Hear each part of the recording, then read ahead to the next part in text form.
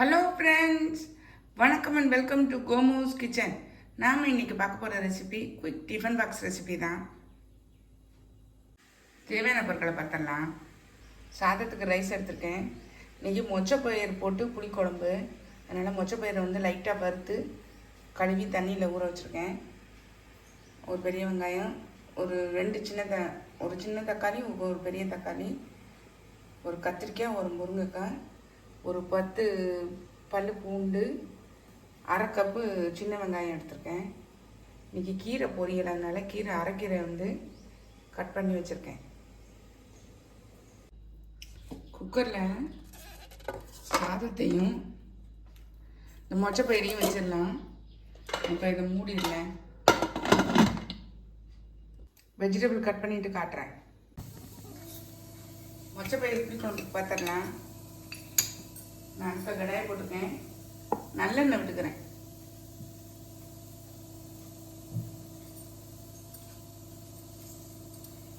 கால் டீஸ்பூனுக்கு குறைவாக வெந்தயம்,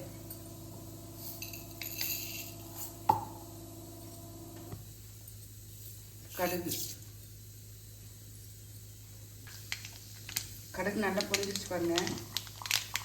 கொஞ்சம் சின்ன வெங்காயம் சேர்த்துக்கிறேன்.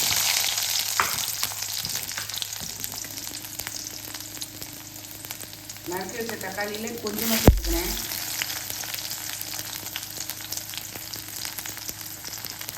இது வதங்கிறதுக்குள்ளே வெட்டி வச்ச கத்திரிக்காய், முருங்கைக்காய் ரெண்டையும் சேர்த்துக்கிறேன்.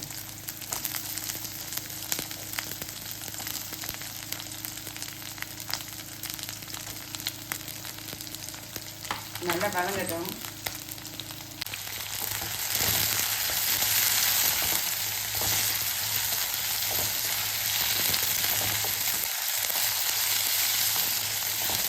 கொஞ்சம் வதங்கிறதுக்கு நேரத்துக்குள்ளே நம்ம மீதம் உள்ள தக்காளியும் வெங்காயத்தையும் அரைச்சி வந்துடலாம்.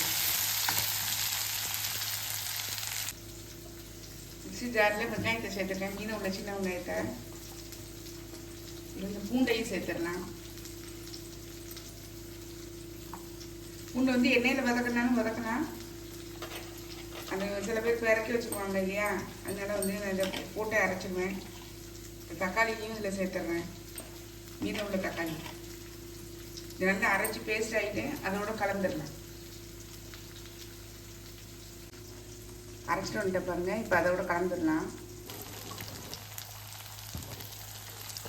அரைச்சிட்டு இந்த பேஸ்ட்டை இது கலந்துடலாம். குழம்பு நல்லா திக்காக இருக்கும்.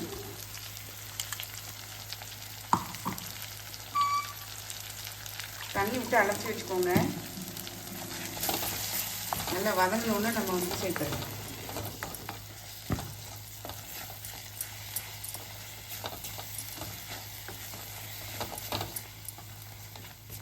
வதங்கட்டு காமிக்கிறேன். ஓரளவு வதங்கிச்சு பாருங்க. அதாவது இந்த பச்சை வாசனையெல்லாம் போயிடுச்சு. நம்ம இப்போ இது குழம்பு மிளகாய் தூள் இருக்குதுங்களா, அது ஒரு 1.5 ஸ்பூன் அளவு சேர்த்துக்கலாம். எனக்கு இதில் உள்ள காரமே போதும், அதனால நான் தனி மிளகாய் தூள் சேர்க்கலை. நீங்கள் வேணும்னா தனி மிளகாய் தூள் சேர்த்துக்கோங்க. ஒருவேளை குழம்பு மிளகாய் தூள் இல்லைன்னா சாம்பார் பொடி கூட நீங்கள் சேர்த்துக்கலாம். சாம்பார் பொடி சேர்த்துட்டு மல்லிப்பொடி கொஞ்சம் சேர்த்துக்கோங்க, ஒரு 1/2 டீஸ்பூன். இப்போ இதில் நம்ம தண்ணி ஊற்றி நம்ம கூட்டி வச்சிடலாம். நான் மிக்ஸி ஜாரை கழுவி இதில் ஊற்றிக்கிறேன்.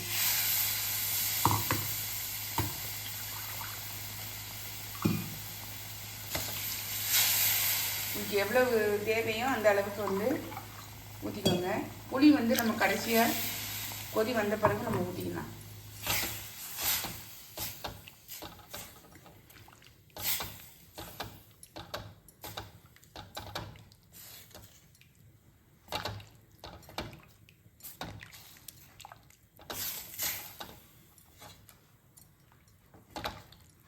நல்லா கொதிச்சு ஒன்றா சேர்ந்து வரட்டும். அடுப்பில் கடாயை போட்டு எண்ணெய் விட்டுருக்கேன். கடுகு, உளுந்து பருப்பு சேர்த்துடலாம்.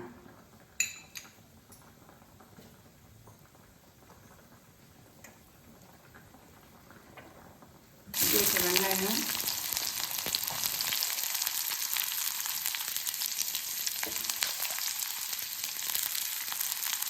தக்காளியும் சேர்த்துடலாம்.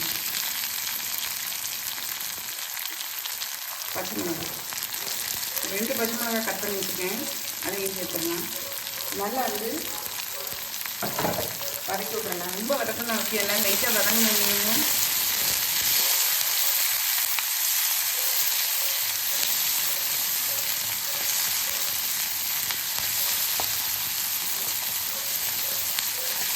நம்ம இந்த ஸ்டேஜில் கீரையை சேர்த்துடலாம்.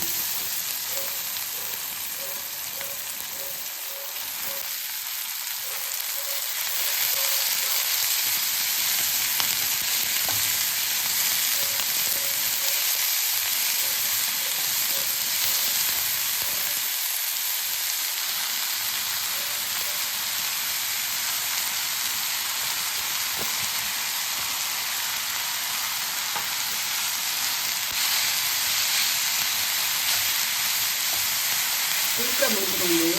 ஏன்னா நம்ம ஏற்கனவே அரைச்சடியை பார்த்து வச்சுக்கணும்னு வைங்க.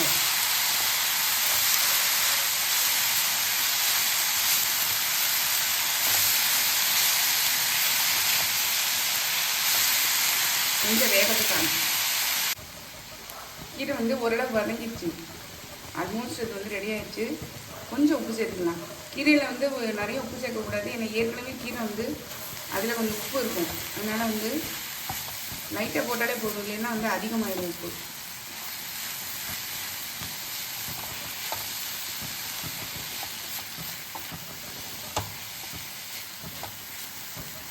கொஞ்சம் வேகட்டும், மூடி வைக்கிறேன்.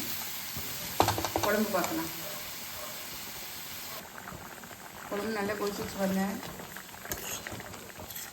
கொஞ்சம் நல்லா திக்காயிடுச்சு. நம்ம இந்த ஸ்டேஜில் புளி வந்து ஒரு சின்ன நெல்லிக்காய் அளவு எடுத்துருக்கேன், அதை கரைச்சி நம்ம அதில் விட்டுறலாம். புளி கரைச்ச தண்ணியை விட்டுறேன்.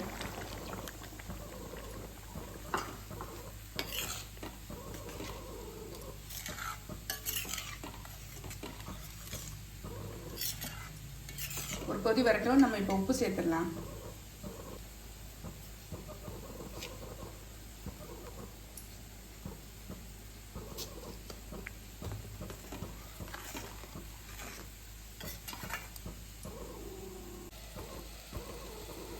இந்த வேக வச்ச மொச்சப்பயிரை இதில் சேர்த்துடலாம்.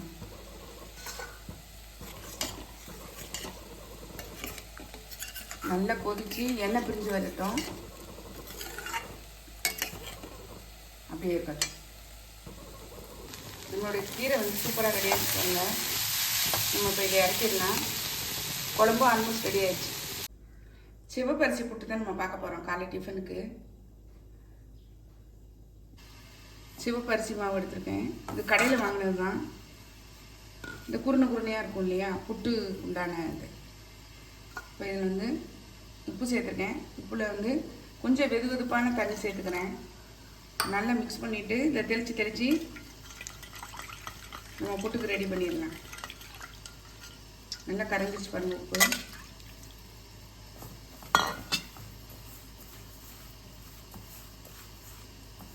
அப்படியே நம்ம வந்து பிசிறி விட்டுடலாம்.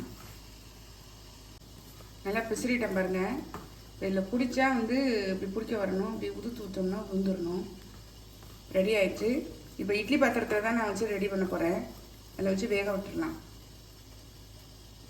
இட்லி பாத்திரத்தில் தண்ணி விட்டு கொதிக்க விட்டுருக்கேன். இந்த இட்லி தட்டில் துணி விரிச்சிருக்கேன். இப்போ நம்ம இதை வந்து மாவு அப்படி பரத்தி வந்து வேக விட்டுடலாம்.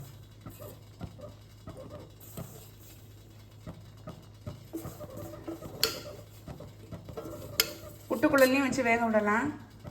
நமக்கு இப்போ டைம் இல்லாதனால நான் வந்து டக்குன்னு இது செஞ்சுட்டேன். வேகட்டும், காட்டுறேன். நம்மளுடைய குழம்பும் பாருங்கள் நல்லா கொதித்து எண்ணெய் பிரிஞ்சு வந்துருச்சு. சூப்பராக இருக்குது பாருங்கள். கன்சிஸ்டன்சி பாருங்கள் எப்படி இருக்குன்னு. செம்ம டேஸ்ட்டாக இருக்குங்க. உங்களுக்கு கொஞ்சம் அந்த எடுக்கணும் அப்படின்னு நினச்சிங்கன்னா, புளி ஊற்றிருக்கிறதுனால கொஞ்சம் ரொம்ப புளிப்பாக இருக்கிற மாதிரி இருக்குது அப்படின்னு நினச்சிங்கன்னா கொஞ்சம் வெல்லம் சேர்த்துக்கோங்க. வெல்லம், நாட்டு சர்க்கரை எதுனாலும் கொஞ்சமாக சேர்த்துக்கிட்டிங்கன்னா குழம்பு சூப்பராக இருக்கும். டிஃபன் பாக்ஸ் ஃபில் பண்ணிடலாம்.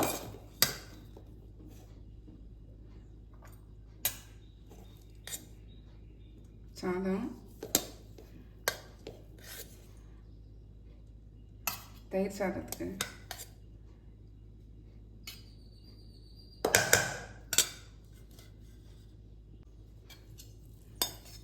கீரை வச்சிடலாம்.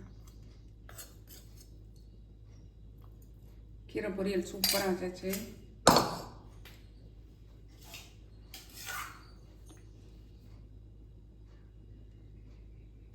மொச்சப்பயிர் குழம்பு லைட்டாக உள்ளே அமுக்கி விட்ருங்க. செம்ம டேஸ்ட்டாக இருக்குங்க. காலையில் பிரேக்ஃபாஸ்ட்டுக்கு புட்டு. நம்மளுடைய இன்றைக்கி டிஃபன் பாக்ஸ் ரெசிப்பியில் பாருங்கள், மொச்சப்பயிறு புளிக்குழம்பு, கத்திரிக்காய், முருங்கைக்காய் போட்டு, தயிர் சாதத்துக்கு தயிர் எடுத்திருக்கேன்.